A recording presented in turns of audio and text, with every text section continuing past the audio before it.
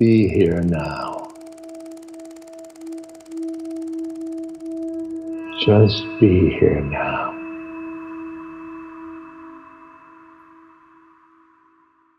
This is a nutriment, and it's either healthy and leads towards well-being and awakening, or it's harmful.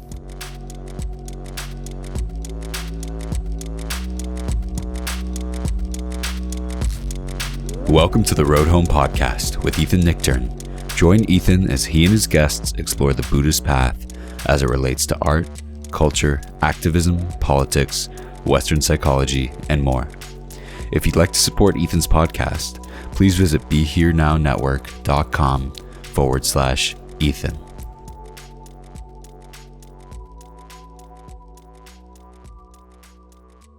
Hi, everyone. This is Ethan Nichtern.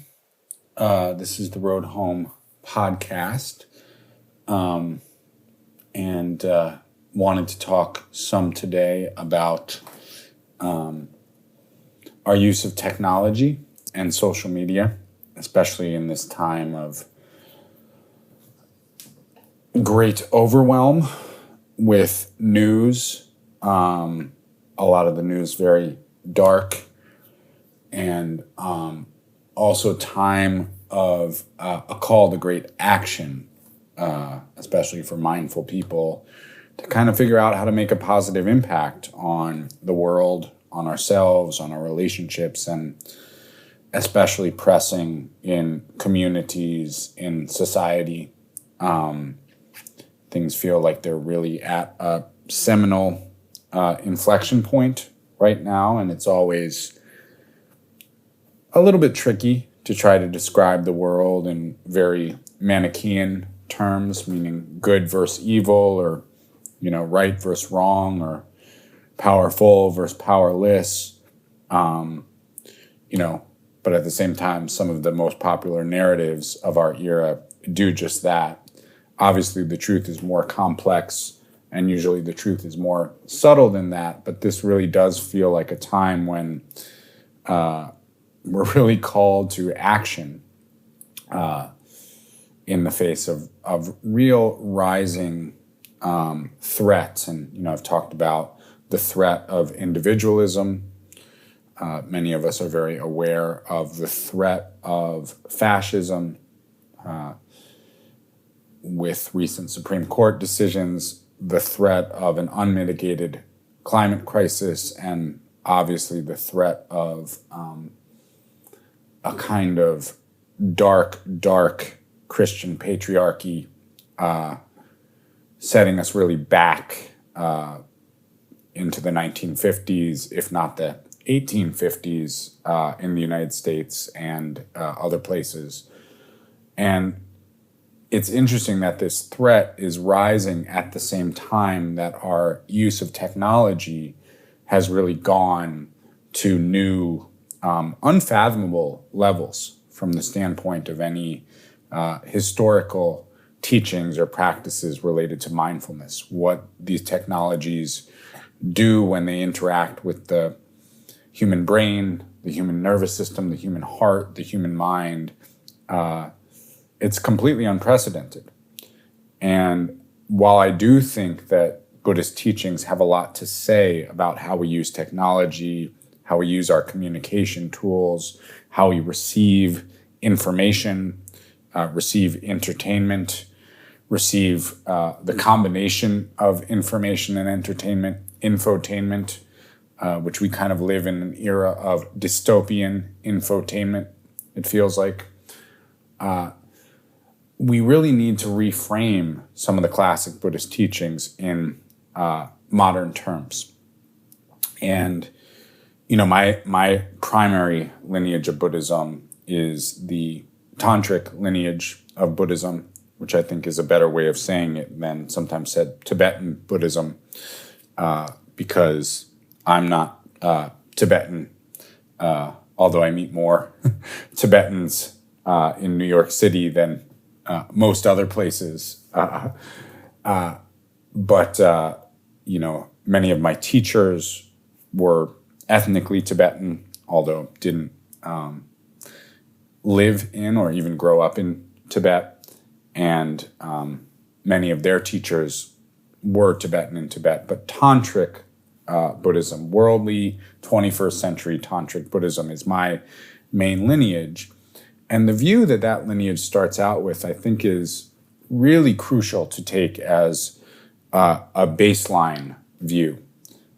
And the baseline view of Tantric Buddhism, what I would sometimes refer to as the zero noble truth, the pre-suffering noble truth, has to do with the way the mind and the projections that the mind makes, both personally and collectively, play out, right?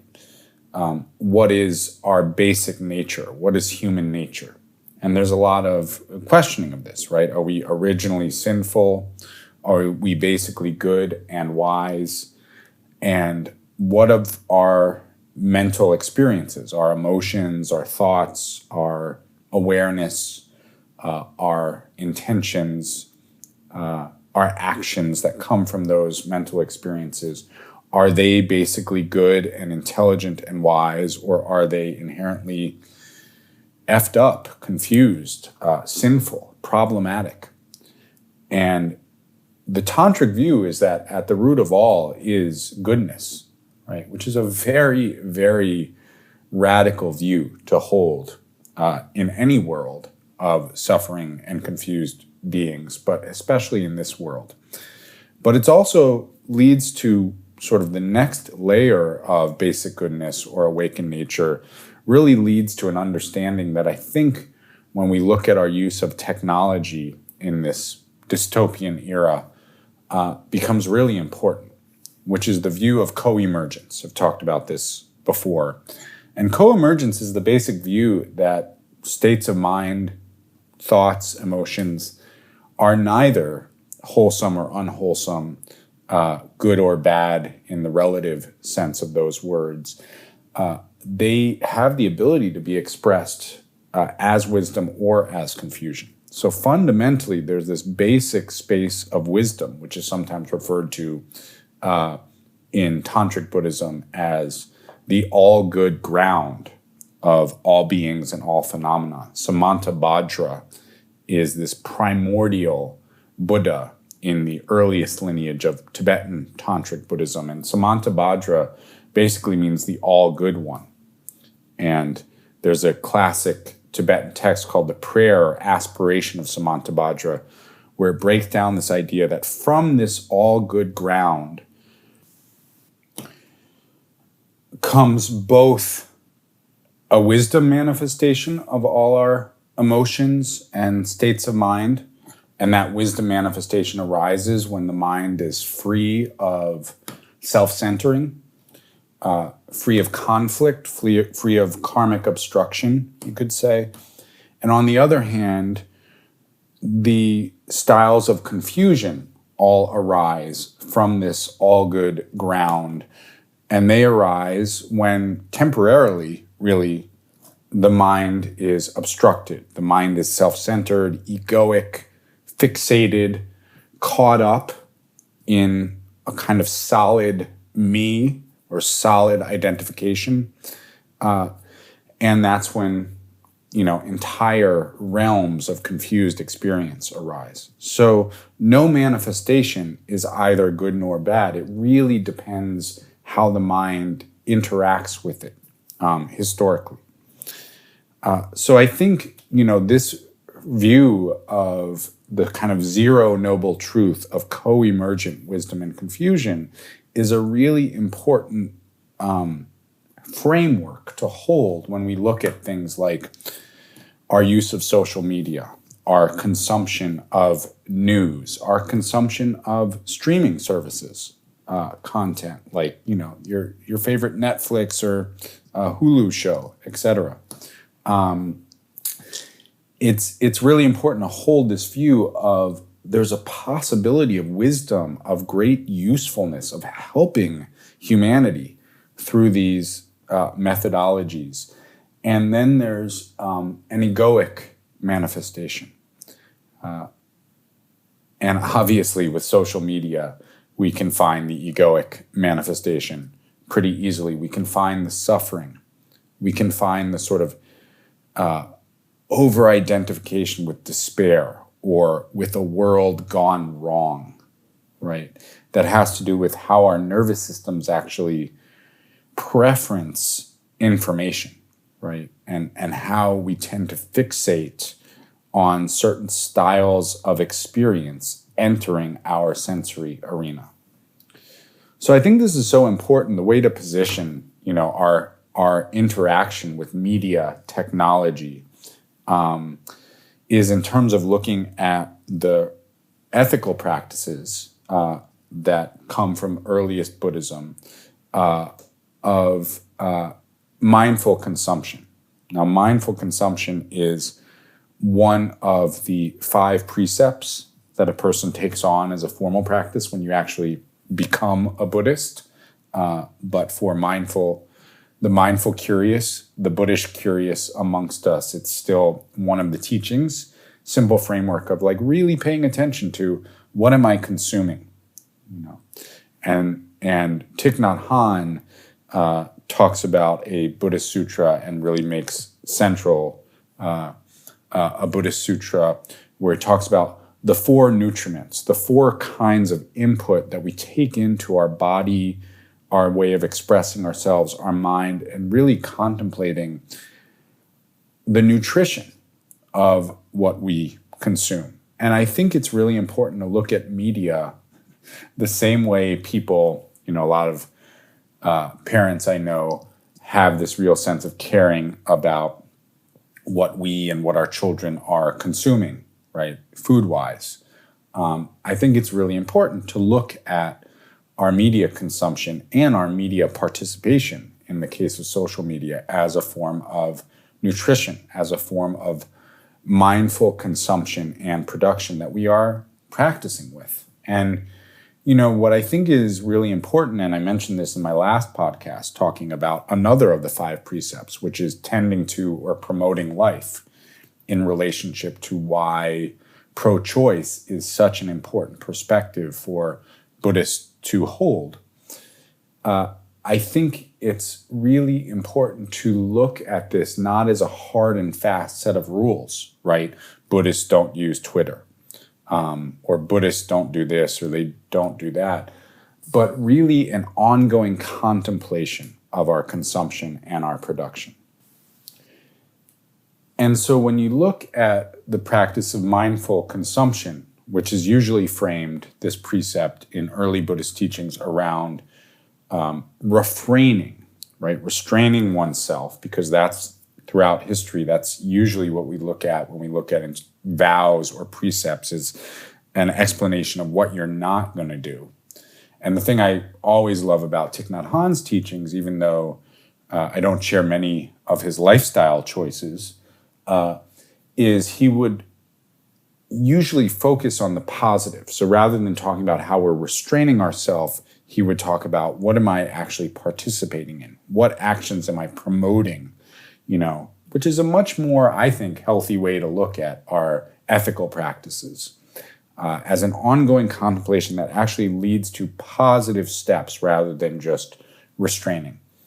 And that's something I found is like anytime I want to restrain myself from harmful actions, right? If it's related to media consumption, if it's related to speech or expression, if it's related to other forms of consumption, I have to actually put my actions elsewhere, right? Because if I'm just thinking about restraining myself, then I end up feeling quite restrained. And the nature of mind, I think, I've really felt through my practice, is the mind is constantly expressing itself, offering itself. And if you just restrain the mind or restrain the body, you don't end up with much joy or much optimism or much real sense of enthusiasm about practice. So as much as we think of what we're not participating in, we have to replace every restraint with an actual action or participation, right? If I'm not gonna drink alcohol, what am I gonna drink, right? If you're making that choice. because you got to drink something. Please drink something to hydrate you and something to remind yourself of the joy of being human. And so the other thing about the classic teachings is, in terms of consumption, they don't offer a lot. It's really about refraining from harmful intoxicants, and alcohol is the main thing mentioned in the classic teachings. And the reason the classic teachings can't offer a lot related to consumption is technology was very limited. So that's one way to look at our technology. It has increased all the manners and methods by which human beings consume in our lives, right? So technology has really shifted and expanded what it means to consume and express. Technology has allowed us to engage in more forms of speech than we ever could before, and it's allowed us to take in through our bodies, through our sense impressions, through our mental intentions, a much wider field of possibly helpful or possibly harmful sources of nutrition. And it's interesting to look at the technological era. It's really interesting to look at our media consumption as a potential source of nutrition on the wisdom side, or as a source of harmful intoxicants. It's really interesting to actually shift our view of what media consumption is that I'm actually consuming something right now. The same way when I sit down to eat a snack or a plate of food, which I know many of us have very complex approaches to even nurturing our bodies through food. But to look at it as like, this is a nutriment, and it's either healthy and leads towards well-being and awakening, or it's harmful. And not to knock a focus on alcohol. I know for many of us, that's a really important harmful intoxicant to work with. And to be honest, the quest for sobriety and realizing one has an addiction to alcohol or other drugs is what brings a lot of people to the path of meditation, the path of studying Buddhism. So I'm not ever going to knock that. But I would argue that there's something about our technology and our potential consumption of media that is more harmful than alcohol is, which is kind of a bold statement, because alcohol can be pretty damn destructive to one's life if they don't understand how to use it or don't have the ability to use it in a balanced and healthy, or at least unharmful manner. And I think that the thing we need to understand about modern media and the technology of modern media is how it's situated related to the profit motive of our current economic system, right? And the profit motive is basically saying, how can we do the least amount of work to make the most amount of money? Which is fundamentally, right livelihood is great. I've had many conversations on this podcast about making a living, valuing oneself, etc. But the profit motive specifically, if you look at the theory of capitalism, is, I would argue, inherently messed up from a Buddhist, from a Dharmic perspective, because it's basically saying, how can I extract the most value from a person's labor or from a person's activities, if that person is the customer or the consumer, and do the least amount of work to extract value from them. That's what profit is basically saying. I want to extract value rather than generate value. I want to extract. Now, a lot of times the profit motive is partially helpful because you have to generate something that's valuable and meaningful along with extracting it. Like you look at a place like Whole Foods. Sure, you can say, and I think you should say, the creation of healthy food source is a generation of value. Now, it's not distributed evenly through society because of food deserts and so forth. But that was a place where people said, we're going to generate something wholesome and valuable, but then we're also going to profit off of it. Even before Whole Foods got bought by Amazon, there were various scandals at Whole Foods about them misweighing organic food, so charging people for certain weights of food that were actually less than the stated weight. And then obviously once you bring an individual and a structure like Jeff Bezos into the picture, the profit motive runs wild. The need to extract value. Now, here's the thing about alcohol. As far as I know, bars are not generally open 24/7, 365. They could be, right? I mean, bars do have a profit motive. Most bars that I know have survived the pandemic actually quite a bit better than most meditation and yoga centers I know have. And maybe bars in Las Vegas, that was one place I was thinking of that you can get a drink 24/7.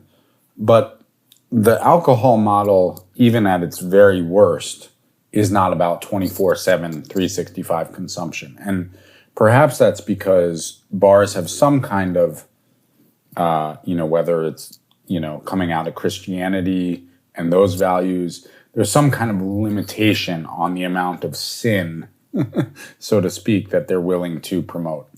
Perhaps they have some sense of sustainability to the profit motive and to the addictive tendencies related to the profit motive. Like, if we just get all the alcoholics killed in a week, our business model is not going to be sustainable. Here's the thing about social media and news media consumption, where it's at right now. The limitations are gone in terms of how these companies as entities think of keeping us fixated on the product and the time constraints of how they think about keeping us fixated on their product, right? Mark Zuckerberg is not saying, and again, I have nothing personal against Mark Zuckerberg. He does strike me as not an immoral or bad person, but just literally an amoral person, like a person who really does not think through the consequences of the platforms that he has built and taken over. And so the idea that there's some moral limitations on when you could try to get somebody to go on your platform and consume what you have, what you want to offer them for a profit motive, are completely gone. Same thing with news media, and I think this is actually true of all mainstream news media. This is not a Fox News problem. Those of us who like to watch, our Rachel Maddows on MSNBC, this piece of it is the same problem. There is this constant stream of drama, news, right? And it's not about policy, and it's not about what can we do about stuff. It's about the drama of a world in a dramatized darkness. And you are kind of encouraged through every method of understanding that these entities have to stay in front of the screen, to stay fixated 24/7, 365, right? Watching the evening news used to be the evening news when I was a kid. That's not true anymore. And it's increasingly not true. And drama is needed to drive advertising. Same model in a way that MSNBC and Instagram and Facebook and Twitter use. It's really just, what is the algorithmic platform? And I think this is the first key to understanding the nutriment or the mindful consumption of media. And it's not that anybody's bad, because it's co-emergent, right? The first key to understanding is, why are we doing this? Why are we actually going online to Twitter, to our Instagram, to our TikTok? And I think, the wisdom, intention in all of these activities is the quest for Sangha or community. the quest for connection, and it really serves that. You can really, I'm not on Facebook anymore, but people are on Facebook groups that are incredibly supportive of whatever their interests are. If you have a health condition, you can find a Facebook group that focuses on that health condition and gives a lot of support and shared communal wisdom. If you're looking to buy and sell used furniture, social media and technology can be a great way to not have to buy new stuff all the time, but to have some kind of communal harvesting of shared resources. So there's nothing inherently bad, but we do have to remember that the people who run these platforms and work for these platforms have a motive to keep us there as much as possible. And if they could get us there at 4 a.m., they would get us there at 4 a.m. There is literally nothing in Mark Zuckerberg's brain or in the business model that his investors require him to run by within our current system that would stop him from saying, if I can get every human being on Instagram at 4 a.m. and they can't sleep anymore, I would do it. The profit motive would change if sustainability was introduced to the model. If, large corporate entities thought, okay, we have to come up with a model to generate wealth for ourselves, but that we look, 100 or 500 or 1,000 years into the future, and there still has to be enough health and sustainability in the human population, in our audience, to keep the wealth generation going. Unfortunately, the profit motive of our kind of capitalism on steroids system, what some people call late capitalism, meaning kind of capitalism in a death spiral, is that you can't look beyond the present quarter. Literally, legally, you cannot look beyond the present quarter to deliver profits. So what can I do to get the maximum extraction of value from the consumer at the lowest possible cost this quarter? And there's never been something like our current technology and media that if I could get you to do something that's unhealthy for you 24/7, 365, I would do it. And here's the thing, again, with no judgment on any individual, because we have to move beyond the idea that there's some bad person running this whole thing. I mean, there are highly confused humans from the standpoint of co-emergent wisdom. And we also have a system where highly confused humans, mostly who look like me, tend to be the ones in the most powerful positions most of the time. Not all of the time. There are some good counterexamples. But we have to get to the point where we say, what is the system? And the system of media companies is in their advertising model, in the psychologists they hire people, and more of them, who are smarter than us, right? We are outmatched by our iPhone. I love this image from the movie The Social Dilemma, which was partially a pretty crappy attempt at a fictional narrative mixed with really useful nonfiction information.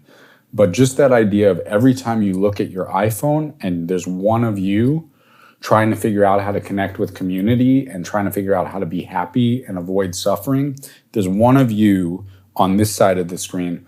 On the other side of the screen, there are hundreds of highly paid professionals whose literal job it is to get you addicted to the platform and keep you more and more addicted to the platform.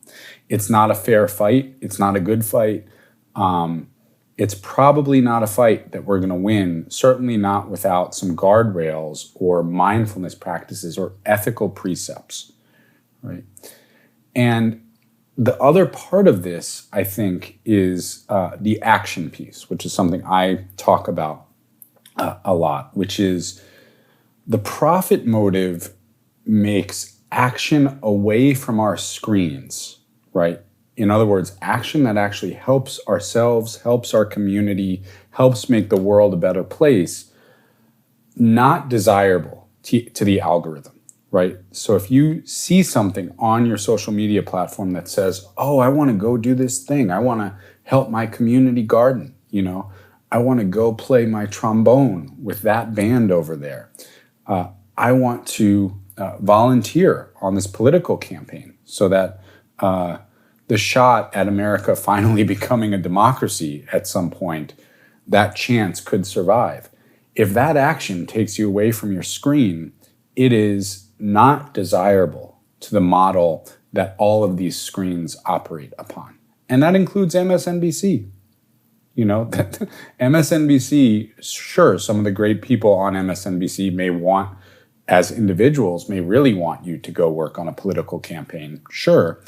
But MSNBC as an entity does not want you to do that. MSNBC wants you to watch the next half hour of dramatized news coverage of all the shitty things the Republican Party is doing, rather than work on state legislature races. Because we work on state legislature races mostly off of our screens.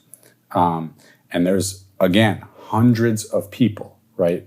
The analogy to the bar would be, now let's imagine there's hundreds of bartenders who are all also have masters or PhDs in advertising or psychology working behind the bar when you step into the bar. And now let's imagine the bar is open 24/7, 365. That's really the co-emergent confusion of our media consumption, our social media consumption. It's dark. And I've noticed this because I've really started trying to shift my use of the two main platforms that I'm on, Twitter and Instagram. I found the last 3 or 4 months, I just need to not be on it as much. And when I go on Twitter, it's to, talk about the next thing that I'm doing off the social media platform, try to get people onto the, Dharma Vote weekly meetings, which we have every Sunday at 4 p.m. Eastern, to try to help organize voter turnout for the midterm elections coming up on November 8th, or it's a course, or it's a reminder to go practice, or it's trying to amplify somebody's voice about certain actions that one can take, things that people can join to limit gun violence or to fight back against the right-wing assault on women's rights and the right-wing assault on an actual life-affirming position in this world. Anytime, I've noticed this very clearly, is that anytime you post something on Twitter that encourages action off the platform, it gets less play, without exception. It's almost like the algorithm knows. Same thing on Instagram. Instagram works on a different algorithm very clearly. Twitter's algorithm seems to really function as a negativity bias, dunking on people we disagree with, fighting, bickering, etc. Whereas Instagram really seems to function on a toxic positivity, right, which makes us feel shitty. So we buy the next thing, right? We read a post from a wellness influencer who looks happier and smoother than we feel without the filters. And then the next thing as you scroll down is something we could buy, which a lot of times really does seem like Instagram has been listening to our conversations through our phone. Doesn't it seem that way sometimes? I'm not a conspiracy theorist, but at this point, it's not a conspiracy to say that there's a lot of people on the other side of that screen smarter than we are. And any time you post about an action, like at this time offline or off the screen, here's this thing that's going on that could be some small way to help, it really feels like the algorithms deaden or more reduce the visibility and the reliking of those postings. It's an anecdotal observation, but again, the only people who really have this information are the people who work at the companies. So, we have to kind of trust our gut and also trust how we feel when we're on these platforms too much. So how do we work with this? I really liked reading a recent article. I really enjoyed a recent article by a cognitive behavioral therapist named Jenny Tades, which was in the New York Times, which is ironic in some ways, because I would say the New York Times is actually one of the worst sources of news media consumption for creating horse race drama, doom scrolling investments, promotion of a kind of mentality of always bolstering the idea that politics is nothing but a kind of drama event rather than actually policy choices that affect human lives. And, as I would say, and I've said very publicly, that the New York Times leading up to Trump becoming president and more recently has been a huge part of the problem with our consumption, especially of political media. The issue is that things are co-emergent, and they also have a lot of wisdom, especially cultural, psychological wisdom. And so she wrote this book article about 7 mindfulness-based strategies to watch news and avoid doom scrolling and avoid despair, and quoted 2 of my friends and dear ones who've been on this podcast, Shelley Tagelsky and Sharon Salzberg. And some of the strategies there are really, really useful. So you can check out that article. And I know a lot of you probably do still subscribe to the New York Times. They make it incredibly hard to unsubscribe, which again is interesting, right? The difference between stepping out of the bar. I've never been to a bar where somebody asks you 4 times, "Are you sure you want to leave? Are you sure you want to leave? Are you sure you want to leave? We're sorry to lose your business." But that is what unsubscribing from the New York Times was like. And the one that she focuses on at the end, I would focus on at the beginning, but really to understand that the business model of social media and news media consumption is that there is no limit to how much time they would want you on your screen, and to really limit yourself, right? To really make a practice of saying, I will only go online certain time each day, or I'll take breaks, I've been on Twitter and Instagram exceedingly rarely. Mostly Instagram is just on my private account to post photos of my daughter for my smaller group of friends, because I'm not sure that it's actually helpful in this co-emergent space to post there. Same thing with Twitter. So really try to limit one's time consuming media. Titration is a great thing to talk about. Great phrase from the psychological realm about just introducing something little bits at a time. But always remember, when we're consuming media, they want you on as much as they can get you. This bar does not close. And if they can keep you drinking at the bar 24/7, 365, they would. And that's true of MSNBC. That's true of Instagram. That's true of Twitter. That's true of all of these profit on steroids based models, advertising driven revenue. It's just the structure of the system.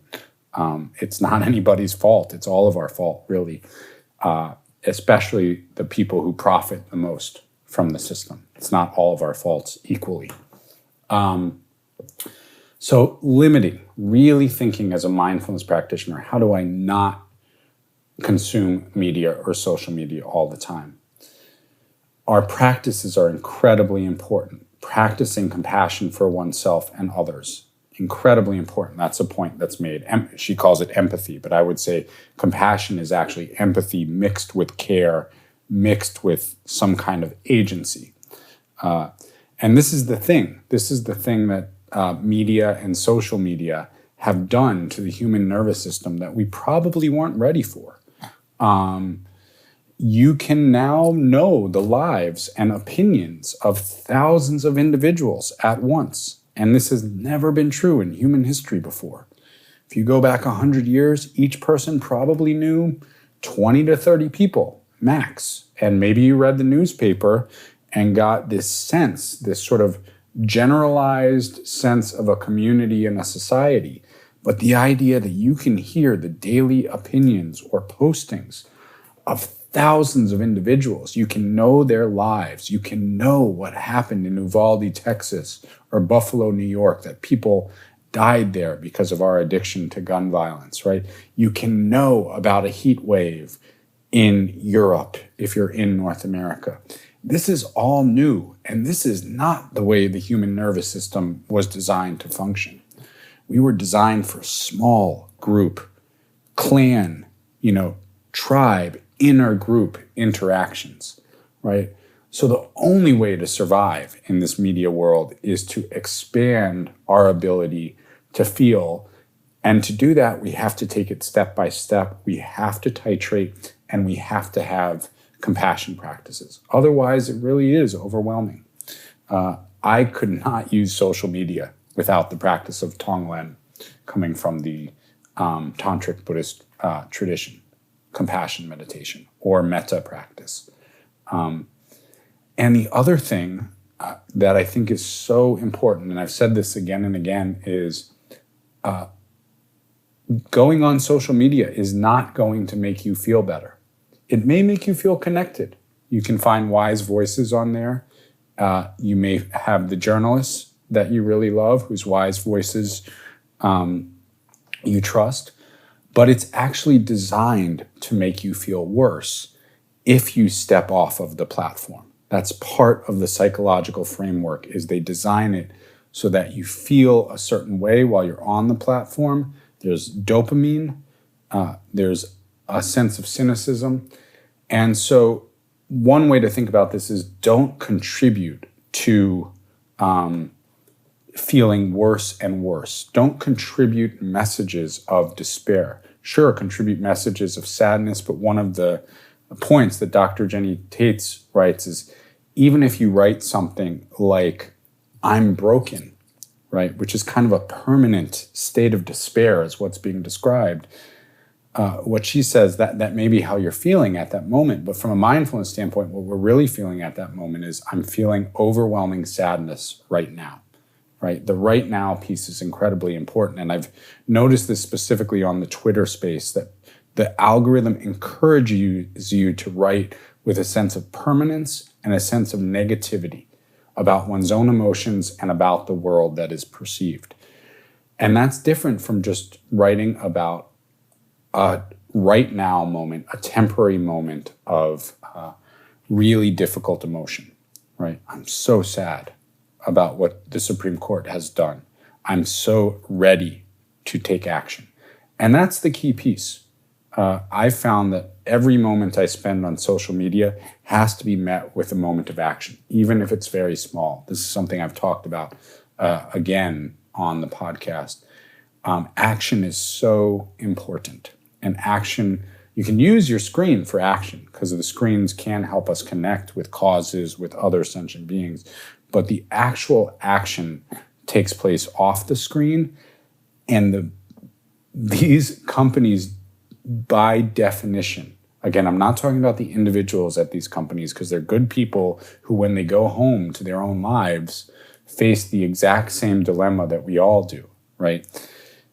These companies and the structure of capitalism on steroids, the profit motive that media works within, do not want us to take action, because it's literally like as if we were leaving the 24/7, 365 bar. And what I've noticed, simple ways, I'll just give a simple example. Writing letters to voters, handwritten letters to voters in key election states via Vote Forward. I am not by any means saying that voting is going to completely fix our problems, so please don't even start with we already tried voting and it didn't work, because there's some problems with that argument. But thank you so much if you voted every time. But we still need to vote. And even if we fix American democracy and start another system that's fairer, where there's not voter suppression, that system is going to require our constant engagement. So voting is going to be part of what we are always going to need to do. And to just write one letter via Vote Forward, every time I write a letter, I feel that sense of not digital, but analog connection with another human being. I see a name, I see a location. Oh, you're in Atlanta, you're in Philadelphia. And I do an action that then there's a tactile, I place a stamp on the letter and put it in a pile. And there's some tactile sense, not that I saved the world, because the salvation mentality is actually how we got into this mess, but that there's something that helps. And it soothes my nervous system. I can feel it. It does not make me need more dopamine. It creates a different kind of chemical response in the body and brain. And it's what Thich Nhat Hanh would say is a wholesome nutriment, right? It creates a different kind of volition, a different kind of consciousness. And that's something Shelley Tugelski really talks about, is how can I take simple actions? That's how she started her whole Pandemic of Love platform that's spread like a positive virus throughout the time of the COVID pandemic. And it's little things like that. So just knowing that when you step in onto social media, it is like stepping into a bar, and you might make some great friends at the bar, but that's where you are, just like knowing, for those of us who do drink, if a friend invites you to a boozy brunch, that means you're going to spend the day kind of drunk and tired. Every time you go on social media, if you drink too much, if you stay too long, you're not going to feel good about yourself. You're not going to feel good about the world. You're not going to be in a position to act skillfully or helpfully. Maybe that'll help us find the razor's edge of how we can actually start to take control of the technology, to claim it back. That would be really wonderful. I almost feel like that would be the awakened outcome of where our economy and our culture and our society is right now, is if we could actually reclaim these platforms, right? I just think about this with Amazon specifically, following the labor unionization fights that are going on there. I mean, Amazon's amazing from a co-emergent perspective. They've created this distribution model that can move goods and services around the world where they need to be. And imagine if the intention of doing that was reclaimed, so that anytime there was a disaster, anytime there were people in need, you could use that platform and that service model to send goods and services in that direction. Imagine if mindful, awake people used social media. Imagine if the news could focus not on the drama, but on what political news in a democracy, if we had an actual democracy. And I'm not saying we live in a fascist state, because it could be much worse. But I think part of this is realizing we don't actually have true democracy in the United States right now. We're not trying to save it. We're actually trying to create it. But imagine how media could work, right? If the people on the news knew that they couldn't sell advertising because the audience was too awake, too present to our own desires, to our own fears, to our own insecurities. And so they would talk about policy. They would say, hey, what do you all think we should do about X, Y, or Z, right? When the Supreme Court makes an egregious decision, right? That was, many news articles said that when they, basically totally devastated the EPA's ability to regulate the climate crisis, this was a blow to Democrats, or this was a blow to President Biden's agenda, rather than this is a blow to the human race. This is a blow to planet Earth, right? So imagine if news media could actually deliver conversations about policies that matter, right? Imagine if social media was really a way to connect with people and say, hey, here's a problem we all have. How are you working on this? How's your creative process going? How's this happening? And it didn't just function to make us feel bad about ourselves and stay in the algorithm to click on the next ad for the thing that it told us to buy while it was listening to us in the few minutes that we get to spend offline. Just imagine it could really co-emergently transform. And that's what technology is. That's what media is at its heart. But it requires us to really practice retraining our minds around how to use it. Right? That's the razor's edge, and Tantric Buddhism is really good at talking about being in these unconventional spaces of on the razor's edge between wisdom and confusion.